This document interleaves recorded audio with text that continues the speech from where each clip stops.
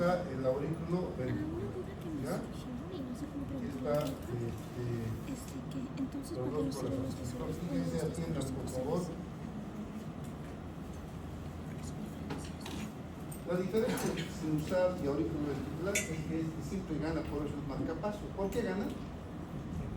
Porque es más rápido, la frecuencia es mucho más violenta, 70 a 100. En cambio este 40 a 50. Entonces cuando hay ritmo de unión siempre va a haber una bradicardia. Fíjense, ritmo de unión, esto, no sé, aquí son 400, aquí son como 50 de frecuencia cardíaca, son una bradicardia extrema. Y fíjense, como nace aquí el estímulo en el aurículo ventricular, entonces va a ir a los dos ventrículos el estímulo y tenemos el QRS. Pero no hay onda P, excepto aquí vemos una onda P negativa y aquí tenemos una onda P en ABL. Después no vamos a ver onda P, ¿no?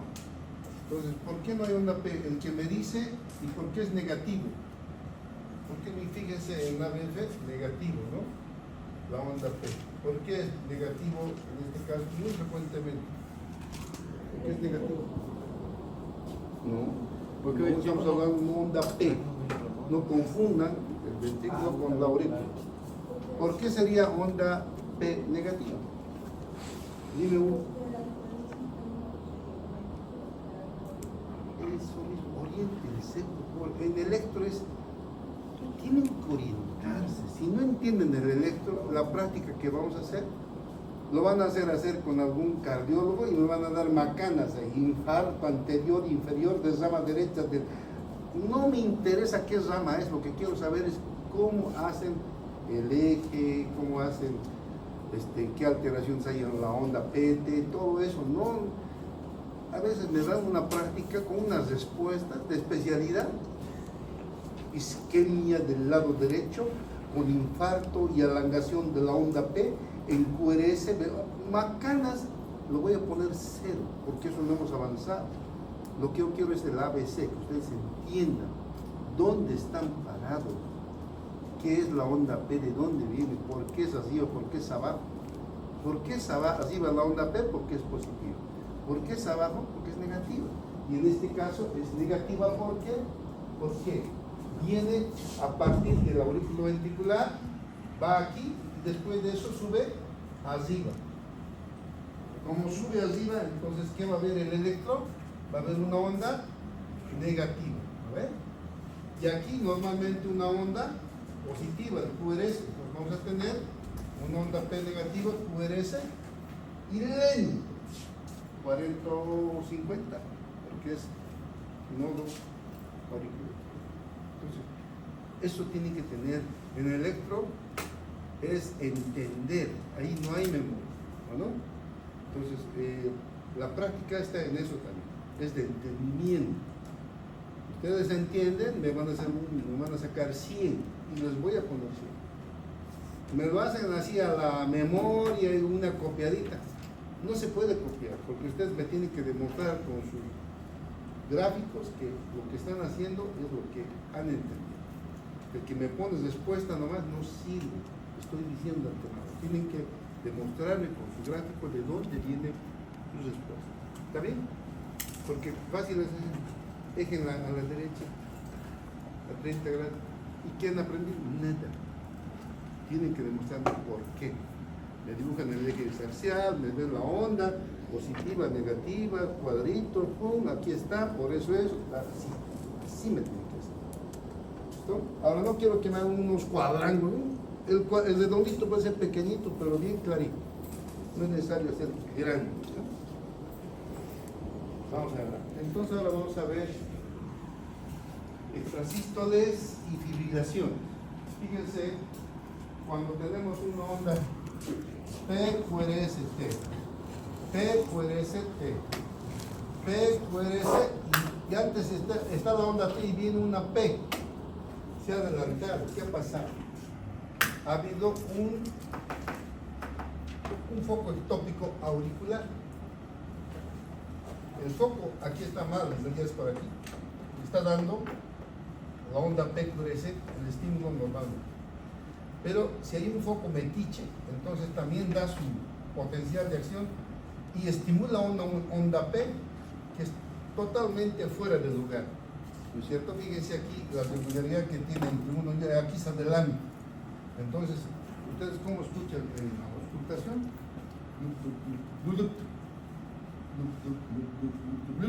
¿Entiendes? ¿No? Hay un extrasístole que es auricular. Ese extrasístole es frecuente en ustedes. Cuando una de estas peladas sea como un chocolate con no sé qué, eso va a la circulación y provoca más que eso. En unas 2 horas desaparece. O sea, no tiene mayor repercusión, pero cuando eso se repite constantemente, entonces tenemos que esto puede repetirse una y otra vez y eso ya perjudica y hace patológico una situación, ¿cierto? Y esto se llama fibrilación auricular. Y aquí tenemos la fibrilación.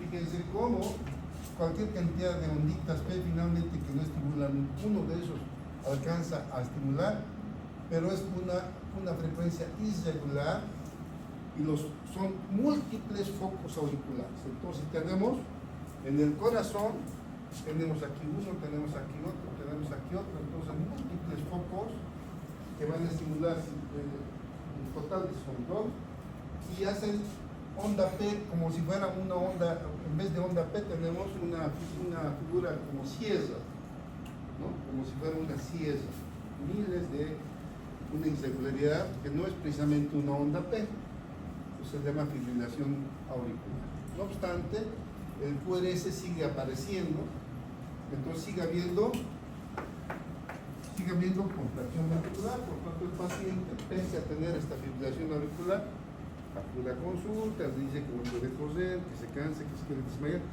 pero está todavía bien, o sea, entre comillas, no está bien, pero no está, digamos, en peligro.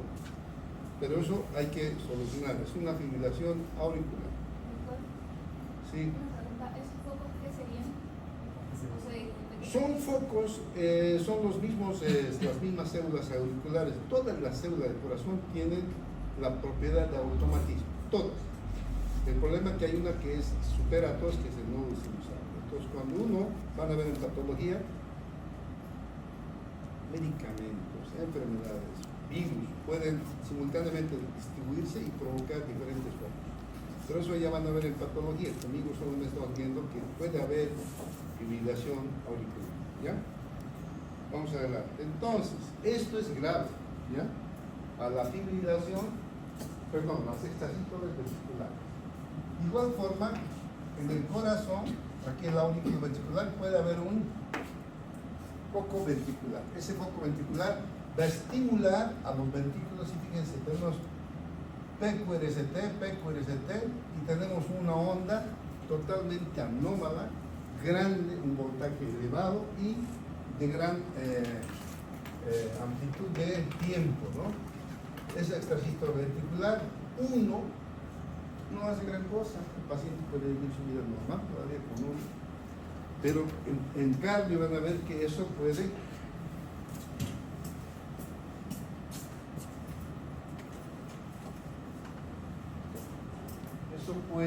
desembocar en varias. Cuando ese foco empieza a estimular más, vamos a ver, ¿no? Entre los QRS normales, vamos a ver un QRS totalmente anormal, un voltaje aumentado, tiempo de desconexión aumentado, ¿no? Es antes, prácticamente. Entonces, esto puede repetirse en el electro, es un riesgo ya, porque cuando hay 3 salvas, 4 salvas, eso puede convertirse en una taquicardia ventricular. Fíjense, aquí tenemos de una extrasístole ventricular, primero era un hito, ¿no? De 2, 3 salvas, aquí tenemos 1, 2, 3, aquí 6, 1, 2, 3, 4, 5, 6. Esto ya no permite un bombeo normal. El paciente no puede caminar, está mal el corazón, siente palpitaciones. Ese paciente ya su conducta es totalmente, no puede ni caminar, ¿no? Empiezan a tener eso. Y esto, si el paciente no recibe tratamiento, puede ir a esto que es grave. Ya no es extrasístole ventricular, perdón, así está. A taquicardia ventricular. La taquicardia ventricular, fíjense, ya no van a ver una onda P. No se ve, está totalmente oculta. Tenemos pura taquicardia ventricular. El paciente, cuando tiene taquicardia ventricular, está desmayado. Ese paciente ya no está consciente, pierde la conciencia, lo llevan al hospital, en el hospital está con su taquicardia ventricular. Todavía está latiendo, todavía está circulando la sangre, pero está en riesgo ese paciente. Ese paciente puede ir fácilmente a la fibrilación ventricular. La fibrilación ventricular es paro. No piensen con fibrilación ventricular, está circulando la sangre, ya hay paro cardíaco. Entonces uno ausculta, ya no hay loop, ya no hay ningún ruido, y en el monitor sale, ¿no es cierto?, una onda irregular que no alcanza a distribuir sangre, a realizar un gasto cardíaco. El paciente entra en paro. Aquí tenemos unos 5 a 10 minutos a más de intervenir porque el paciente va a morir. Entonces, cuando está el paciente así, 5 minutos en general, dice, si no hacemos la desfibrilación, ese paciente muere. Esto, en los adultos, es la primera causa de muerte para todos los infartos, lesiones cardíacas, miocarditis, es lo primero en los adultos. Por eso el gobierno y todos los gobiernos han obligado a toda ambulancia a tener un desfibrilador, porque esto, el corazón efectivamente ya no está bombeando, bombea pero totalmente irregular, ya no hay gasto cardíaco, el paciente está en paro, no se escucha el ritmo cardíaco, pero todavía hay actividad, el ventrículo está vivítico. Simplemente ustedes hacen el choque eléctrico, un segundito, choque eléctrico, ¿y qué pasa? Se normaliza. ¿Qué quieres preguntar? Era exactamente eso, que si como ya una vez desfibrilado el paciente, el ritmo cardíaco se restablece. ¿Se establece normal? Entonces, el desfibrilador, en este caso, le va a salvar la vida al paciente. Entonces, está, 2 indicaciones solamente tiene usar el desfibrilador. El desfibrilador tiene 2 indicaciones, por favor, ustedes son médicos. En las películas muestran cuando un paciente entra en paro, ¿no? Lineal, y ahí hacen es falso. Cuando está así, ¿qué hay que hacer? Masaje. No hay que hacer desfibrilador. Desfibrilador, su nombre lo indica. Desfibrilador es para la fibrilación. No es para cuando hay paro, asistolia total, para eso es masaje y oxígeno, ¿no? Y es respiración poco a poco o oxígeno. Pero cuando hay fíjense aquí solamente los 2 tipos de paro cardíaco, la fibrilación ventricular y la taquicardia ventricular simple. Solamente esos 2 está indicado en medicina hacer desfibrilación, hacer un choque de. ¿Qué quieres preguntar? Ya, ¿está entendido? Cuando haya paro, asistolia total sin fibrilación, y eso pasa cuando en los bebés, en general los niños, los ahogados, los que tienen enfermedades, infecciosas, hay paro que no es fibrilación. Entonces, en ese caso, no está puesto desfibrilar, ¿no? Hay que hacer RCP, ¿ya? La RCP tamizada. Les he contado en la clase que a un niño que se ahogó, se recuperó después de media hora, todos pensaban que yo tenía lesión cerebral, ¿no? Caminando en peladitos bien. Los niños tienen mayor, vamos a ver el neuro, mayor resistencia a lesiones, ¿ya? ¿Alguna otra pregunta? Dime. Lo que hace el desfibrilador es como una onda eléctrica para poder que los vehículos vuelvan a funcionar. No, lo que hace el choque eléctrico es estos que están molestando, porque aquí están múltiples focos ventriculares. Y el foco ventricular están disparando y ya prácticamente han paralizado el bombeo cardíaco. Lo que hace el choque es, cállense, ¿entienden? ¿No? Los anula, de un choque los aplastamos de acá. Y una vez que lo aplastamos, el sinusal, como es el primero, el más rápido, empieza a latir. Entonces, como es el primero en recuperarse, porque es el más rápido, toma el control y normalmente se produce la sístole y la diástole última. O sea, es una carga súper potente, básicamente. Claro, eso van a ver ustedes en cardio, ni siquiera el próximo año, en cardio van a usar el coach, eso se mide, ¿no?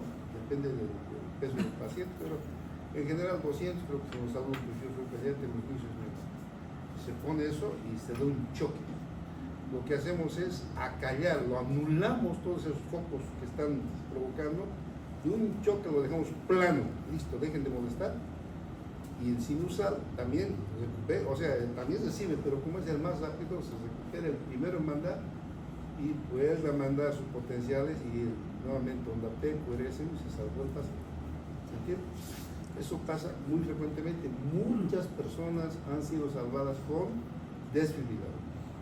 Pero por favor, no sean locos, cuidado que quieran hacer desfibrilación de un paciente ahogado, que el paciente se ha ahogado o ha sido, que sea, intoxicado con monóxido de carbono o con cualquier cosa intoxicado y haya paro, asistolia, y sobre eso quieran desfibrilar. No, eso no da. Sí, dime. A ese punto quería llegar, doctor. En caso de que, por ejemplo, una persona tenga tipo una sobredosis de alguna sustancia y se vea que ya la persona es como que está viva, pero el pulso se va perdiendo y todo se va No, perdiendo. ahí hay que desintoxicar a la verdad, ni siquiera con DRSP para recuperar ese paciente. Pero A ese podría- paciente lo que puedes hacer es meterle tubo en tráquea, darle oxígeno, colocarle un estimulador, van a aprender ustedes uno que estimule la frecuencia cardíaca para que no haga paro. pero Y caso de en tanto no- en tanto lo desintoxicas, porque si sigue intoxicado va a seguir el problema. En caso de que no hubieran estas herramientas que me dice, ¿se podría aplicar un RCP manual RCP y una siempre. boca a boca? Siempre, RCP, y si no hay oxígeno, boca a boca sirve. Yo he hecho varias veces pacientes que se han metido todo, alcohol, cocaína, sobre eso, ¿qué cosas se han metido? Hasta sus olores, no es alcohol mezclado con muchas cosas, están así, los tipos. Entonces ahí yo he hecho una vez con un familiar, porque ahí me daba asco de la boca. Le dije, póngale un pañuelito, ¿no? Y sobre el pañuelito, porque creo que era su hijo. Y obviamente, el 1% no importa que lo que sea. Entonces él empezó yo hacía otra vuelta. Hicimos no sé cuánto y se murió. Es que cuando uno ya está intoxicado, no da tiempo.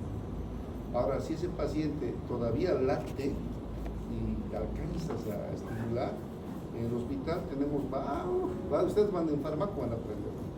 Cada droga tiene su antídoto. Todo tiene antídoto. Ahí sí necesito memoria. En fármaco necesito memoria, porque eso salva vidas. Viene el paciente, ¿qué es estos signos de qué? Opio, tanto, esto. Listo, el paciente está salvado. Entonces es aprender de memoria. Sí, dime. Entonces, en caso de que no sea atendido rápidamente de la misma forma que me dio, que no hay los materiales suficientes al alcance, ¿podría ser que esa persona fallezca? Puede ser, y muchos han fallecido. Médicos han fallecido. Médicos. ¿No? Si es que no hay tiempo, si se han metido mucho, no hay forma. Claro que igual le han hecho, igual el SPE, todo, hasta oxígeno, todo eso. La cosa es llegar antes al hospital, donde se le pueda, ¿cómo llegando al hospital vivo? Se le pone el tubo respirador, ya no importa ya, aunque no respire, eso va a vivir. De ahí con calma se coloca el antídoto, no hay problema. La cosa es llegar, porque necesitas respirador, necesitas tubo. En la casa no se puede, ¿qué vas a hacer? En tanto se va, se hace en el auto, se está haciendo, el paciente llega al hospital frío, ¿qué va a hacer? No hay nada que hacer. ¿Ya? Entonces, mucho cuidado con eso. ¿Qué más? ¿Alguna otra pregunta? Ya, entonces esto, ahí están las dos indicaciones que espero ustedes sepan. Desfibrilador quiere decir desfibrilar. No es recuperar un corazón muerto, ¿no? Como que cada vez en la película vemos, pero lo hacen para que la gente entienda heroicamente, ¿verdad? Pero nada que ver. Sí, dime. Sí, el desfibrilador es cuando tenemos fibrilación, o sea, los ventrículos. Cuando hay diferentes focos en la aurícula, no se usa No, en la aurícula simplemente es medicamento. No es necesario porque lo vas a los pobres ventrículos lo vas a eliminar. No, nada, ahí es medicamento. Inclusive la fibrilación ventricular, cuando ya está en la taquicardia ventricular, cuando estás en el hospital y está el paciente intubado, a salvo, por decir, medicamento, adenosina, tenemos hermosos medicamentos. Ustedes saben, van a usar a nivel de los canales de calcio, algunos abriendo, otros cerrando, algunos produciendo, muchas veces una reversión. ¿Ya? ¿Alguna pregunta?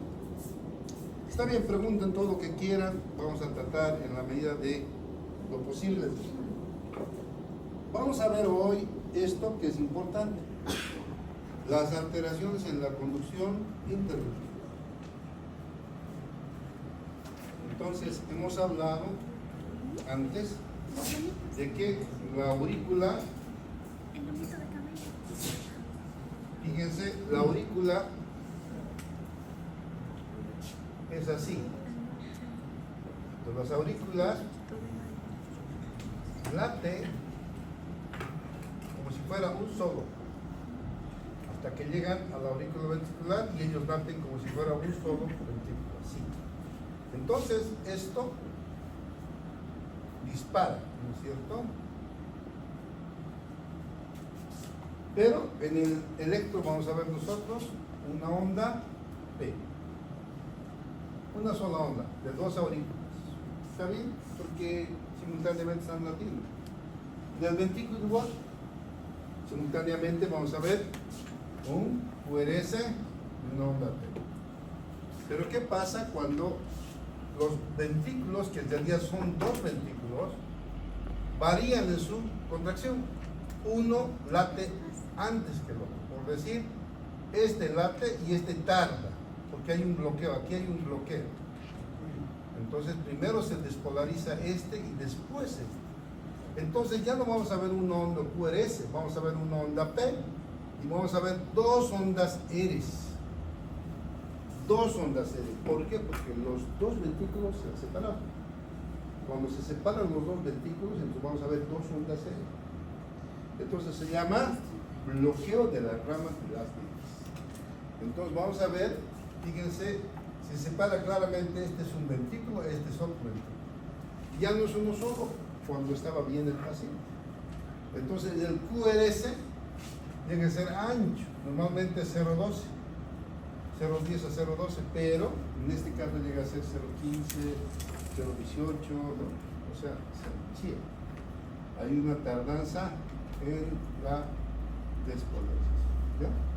Entonces esto es también frecuente, ¿no? Eso van a ver ustedes cuando vean en el electro 2 QRS, en general son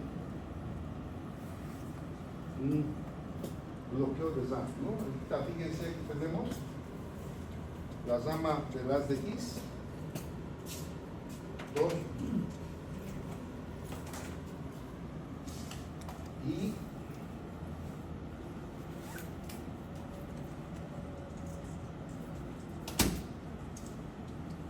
fíjense, aquí viene el aurículo ventricular, tenemos dos, ¿no? Uno para la izquierda y otro para la derecha.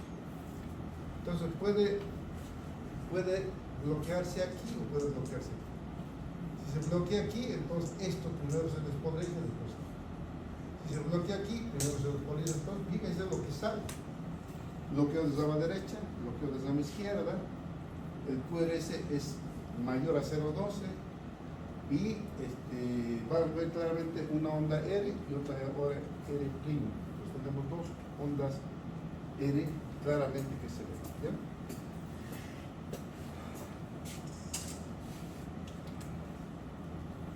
Aquí tenemos un dibujito que nos muestra cómo se despolariza, perdón, cómo se bloquea, en este caso el lado derecho. Entonces el aurículo ventricular, del nodo sinusal al aurículo ventricular, primero se despolariza esto y después el lado derecho, primero esto, después esto. Entonces siempre vamos a tener dos, ¿no? En todas vamos a ver dos, medio anchas. Algunas no son exactamente dos, fíjense, otras están distribuidas arriba y abajo. Este está arriba y abajo.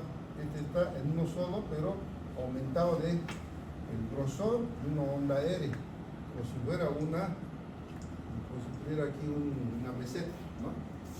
Entonces, eso se llama bloqueo de rama derecha. Y esto de los bloqueos es muy frecuente, muy frecuente. Ustedes van a ver siempre, ojalá que no veamos en ninguno de ustedes cuando hagamos el electro, pero puede haber bloqueos, ¿ya? Cuando es un bloqueito que está, ese bloqueo de rama, generalmente uno puede tener y puede jugar fútbol, puede jugar, no pasa nada. Pero eso puede cualquier rato desembocar en un problema. Entonces, eso hay que revisar. Lamentablemente, muchas veces que lo ocurre es un bloqueo que no es percibido. Fíjense aquí. Ahí se ve claramente, ¿no? Desde allá yo traigo electros que ustedes puedan ver claramente el bloqueo. En electro, cuando estén en carga, unos garabatos, por eso es necesario que se orienten ahora. Se orientan ahora, van a aprender algo en cardio. No se orientan ahora, en cardio van a pasar así. Ojos cerrados han entrado y ojos cerrados van a salir. Nada, sí, nada. Y lo demás, ¿no? Como les digo, y eso siempre les decía, estaba discutiendo con un colega. ¿Cómo les vas a dar bloqueos? Ellos no saben, son niños. ¿Qué? Oye, si no les doy yo cómo se desbloquea, o sea, cómo bloquea, nadie les va a dar. O sea, lo que les estoy dando. Nunca más, Raúl, nunca. Hasta que llegues a vas a ver, vas a comprobar. El fisiopata no te van a dar nada, en pato, nada, en cardio, de entrada, bloqueos, nada, no te dicen por qué. No te dicen cómo, no te dicen el eje, nada. Directamente eso. El único lugar donde algo van a entender de cardio es aquí conmigo. Por eso conmigo estás de contra reducido, pero lo más claro posible. Ustedes entienden. Y el electro que vamos a hacer, la práctica, es de entendimiento. Si ustedes no han entendido, no van a poder hacer. Porque son dos electros. Y como se distribuye, ¿no? Vos el uno, vos el... Aquí lo van a tener que hacer entre los 4 o entre los 3, todo.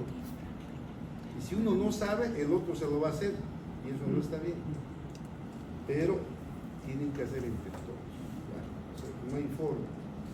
Entonces aquí fíjense. Tenemos un bloqueo de rama derecha. Claramente aquí vemos desde el 1, fíjense el ancho del QRS, el ancho, fíjense aquí está distribuido, aquí está claramente dividido. Aquí tenemos división, ¿no? Distribución derecho-izquierdo, y tenemos claramente un bloqueo de rama, ¿no?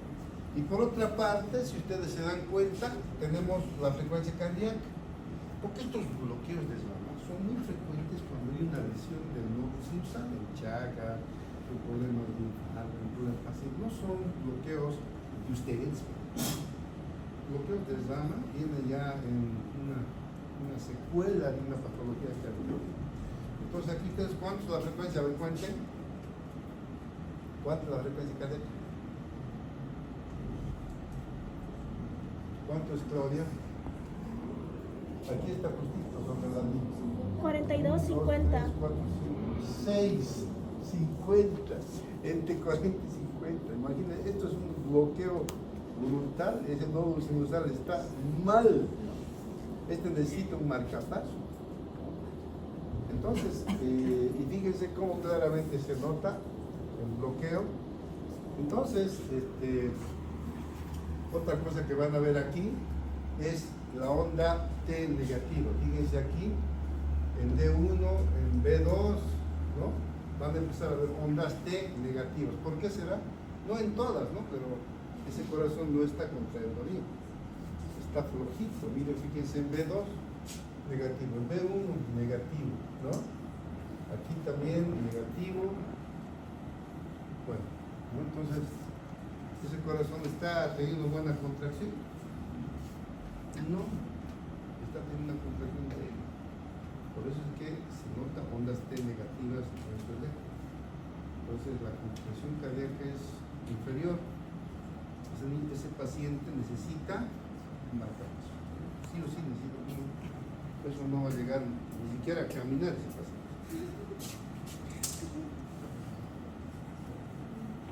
Hay que tener un bloqueo que se llama derecha, ¿no?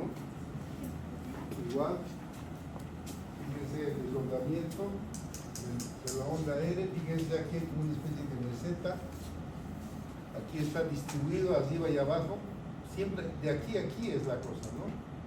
Fíjense el ancho del QRS. Entonces es un bloqueo de esa, ¿ya? Doctor, una consulta. Dime, ¿Por qué en el B4 la onda aérea parece tan alta? ¿dónde? En B4 la onda aérea está demasiado alta. La onda, ¿cuál? La QRS está como súper alta. Aquí. Ajá.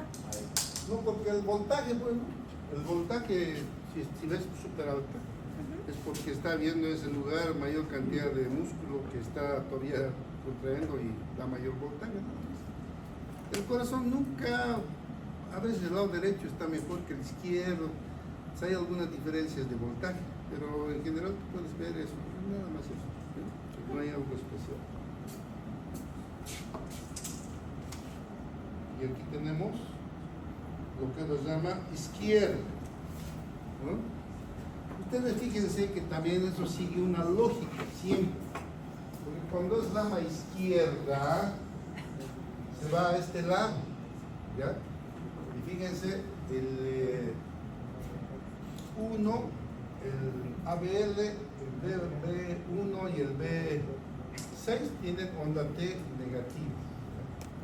¿Por qué? Precisamente porque hay un bloque, la contracción muscular es menor y está dando una onda T negativa, pero no en todas, ¿no? En algunas está normal, porque también un solo lado está siendo mal despolarizado, un retardo en la despolarización, y ahí esto van a ustedes verlo ya con un cardiólogo consciente, pero esto es lo que yo quiero que vean, ¿no?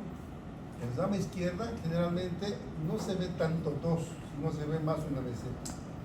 Estos aquí vamos a ver dos, pero más van a ver meseta, porque el 1, pese a que el 1 sea bloqueado, siempre es potente, entonces equipara, por tanto se forma como una meseta en el bloqueo de rama izquierda.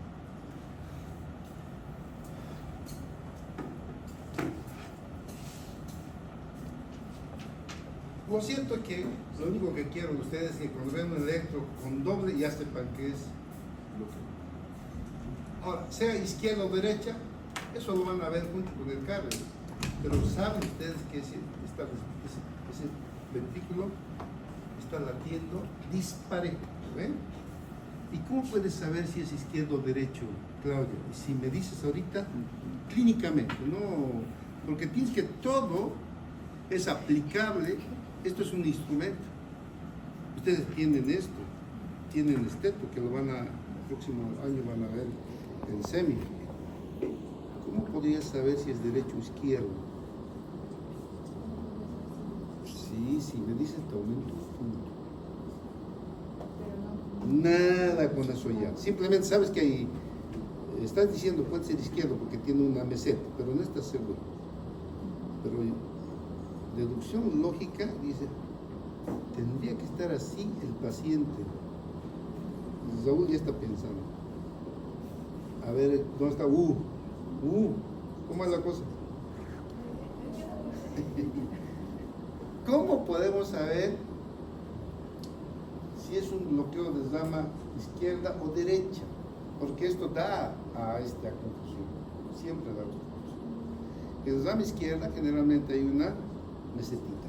Eso es una cosa porque el izquierdo siempre es más potente. Siempre en rama derecha hay dos, pero eso no es la generalidad. ¿Cómo puede estar seguro? Clínicamente. Si alguien me dice lo aumento un poco. Es deducción lógica, no estoy hablando de ciencia, a nivel lógica pura. ¿Por el sonido del corazón? ¿Ah? Por el sonido del corazón. A ver, seguí aclarando por qué sonido sería, cómo sería. Se supone que cuando entra la sangre, el corazón viene y hace un sonido. Ya. Eso ya lo sabemos. Primer ruido. Claro. Pero ahora, si sabemos si es izquierdo o derecho, ya sería por el dup que hacen los ventrículos. Porque si uno está Pero bloqueado. los dos es dup, dup, dup, dup. Claro, pero o sea, si una rama está bloqueada, Sí. haría como un dup dup. Se escucharía ese desfase. Dup, dup, eso mismo. Aumentando un punto a mi querida, esta joven ha tenido problemas, no ha venido mucho tiempo, pero tiene buen criterio, tiene imaginación. Es importante, por favor, imaginar. ¿El segundo ruido de qué es? ¿De las semilunares o de los aurículos ventriculares? No sé eso. Segundo ruido, de la semi. ¿Vale? Entonces, si es que está habiendo un drup, es segundo ruido. ¿Vale? Entonces ahí ya te das cuenta. Si es el primer ruido, que es la contracción, que sería, si es ventrículo izquierdo, normal. Drup es de segundo, el ventrículo derecho. Ya, ¿alguna otra pregunta? ¿Alguna otra duda? Pero traten de imaginar, otra forma sería tomando la presión. La presión arterial tendría que estar baja o normal o alta en el bloqueo de rama izquierda. Tendría que estar baja. Entonces, tienen que aplicar la clínica al paciente. Bloqueo de rama, ¿cuál lado? A ver, tomar la presión baja. El tipo no puede caminar, rama izquierda, porque el ventrículo izquierdo está latiendo mal, la presión es baja. ¿No? La aorta depende del ventrículo izquierdo. Derecho al revés es circulación pulmonar. Entonces, eso oriéntense, ¿ya? Bien, con eso quedaríamos. Entonces vamos a hablar.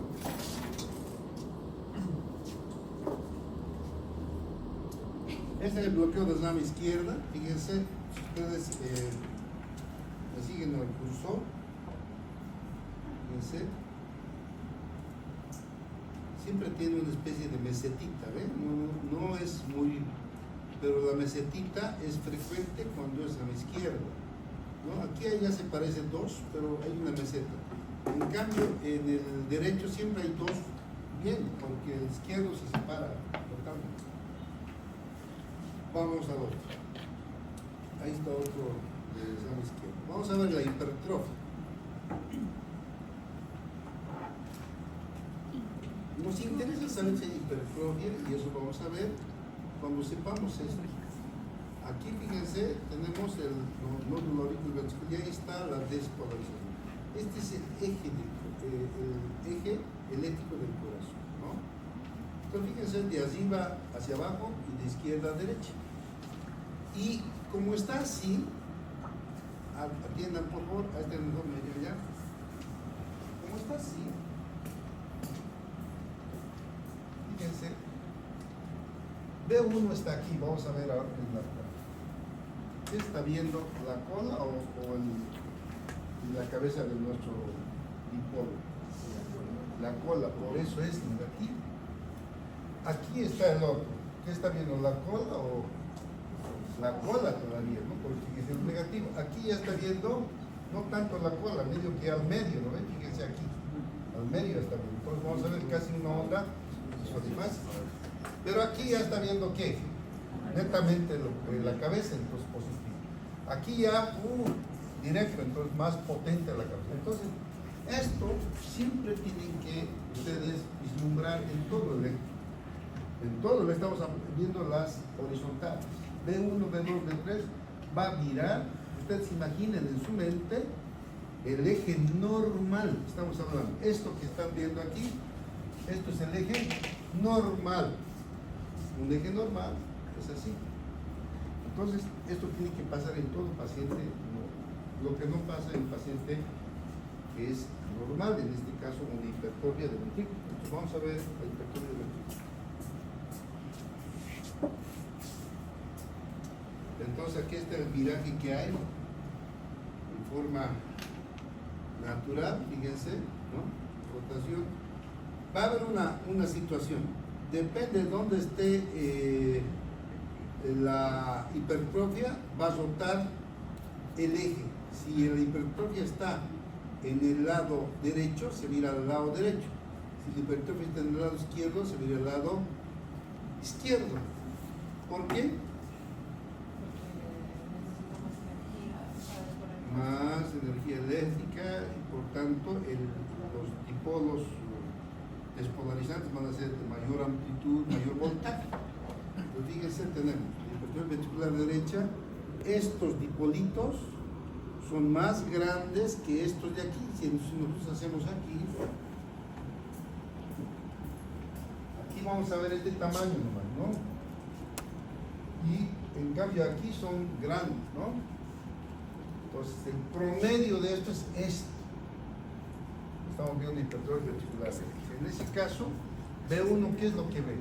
¿La cabeza o la cola? Cabeza iba a ser positiva. B2 sigue viendo la cabeza, ¿no? B3 medio a un lado, entonces ya está viendo isodifásica un poquito.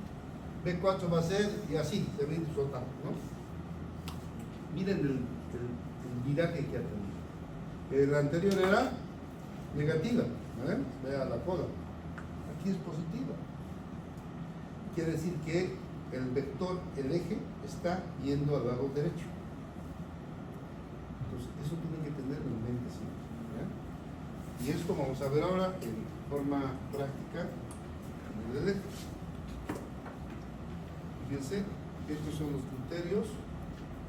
Un hipertrofia ventricular, eje desviado a la derecha, complejo QRS dura más de 0,12, R sobre S en B1 mayor a 1, R sobre S en B6 menor a 1. Va a virar, ¿no? Ahora fíjense, aquí tenemos.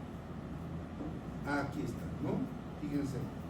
Si nosotros vemos aquí nuestro ejemplo, eje desviado a la derecha, ahí está.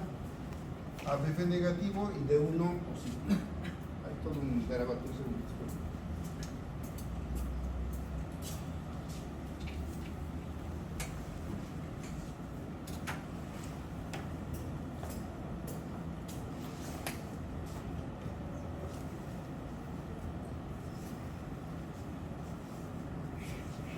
Entonces fíjense, aquí tenemos siempre, cuando hay hipertrofias, tenemos que ir siempre a las deviaciones horizontales. Estos son los que mandan. Para el eje, frontales. Para ver el grosor y la desviación, las horizontales. Entonces vemos B1. ¿Es positivo o negativo? Entonces no es normal, debería ser negativo, pero es positivo. Y ya vamos pensando. B2. Más positivo todavía, pues ya aquí con esto nomás, ya sabemos que hay hipertrofia ventricular. Miran, hay hipertrofia ventricular. Después de que ya se dan cuenta, entonces a medir, ¿no? Tienen que medir por los milímetros, a sacar el eje, esté desviado, medir los milímetros y ver en qué lugar está el eje. Entonces eso ya es un poquito más de tiempo, pero se puede hacer, ¿ya? Entonces, vamos a ver ahora hipertrofia ventricular izquierda, lo mismo. En el ventrículo izquierdo los vectores van a ser más gruesos, por tanto el promedio se mira a este lado, ya no a este lado. Entonces igual tenemos B1 aquí. B1, ¿qué está viendo? ¿La cola o la cabeza? Entonces vamos a ver B1 negativo. B2, ¿qué está viendo? Todavía la cola, fíjense, sigue mirando aquí, ¿no? Entonces sigue viendo negativo. B3, ¿qué es lo que ve? Todavía un poco negativo, ¿no? Más negativo que positivo. B4, ¿qué es lo que ve? Justo casi isodifásico, un poquito positivo ya. B5 ya francamente positivo, porque está viendo la cabeza. B6 más, entonces vamos a ver que el eje está desviado hacia la izquierda y este es normalmente lo que nosotros vamos a ver. No siempre exacto, van a ver uno más grande, otro más chiquito, pero siempre el promedio va a ser al lado izquierdo. Ese es el hipertrofia ventricular izquierdo. Y estos son los criterios, ¿ya? He estado tratando de actualizar los criterios. Los cardiólogos hasta ahora no se ponen de acuerdo. Esto es de hace 2 años que todavía sigue en curso, por tanto lo estoy trayendo todavía. tal vez al año lo cambie. Pero todavía un underglider se sigue viendo en el hospital, entonces ustedes siguen viendo también. Estos son los criterios de hipertrofia ventricular izquierda. Una vez que han visto que el eje ha cambiado, que se ha ido a un lado, van a medir ustedes los milímetros y van a comprobar mediante esto que es, fíjense, los criterios de Sokolov-Lyon, Gubder-Undergele, que son los más frecuentes, de 35 esta vez. Entre esto, sumando B1 y B6, tiene que ser 35 igual o más. Es lo primero que van a hacer. Luego van a ver esta última parte en las derivaciones frontales, en ABL y en R tiene que ser mayor a 11. Entonces, eso generalmente nos da un criterio ya bien específico de que hay hipertrofia ventricular izquierda. ¿Ya? Entonces, resumen, desviación del eje a la izquierda, presencia de uno más criterios peculiares basados en el voltaje. Estos son los basados en el voltaje, estos son basados en el voltaje.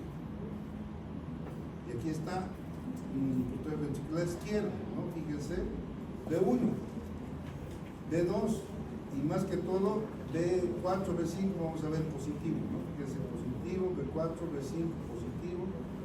Entonces aquí hay una variación, no tan positivo, pero vemos aquí B1 negativo, ¿lo ven? Pero muy negativo.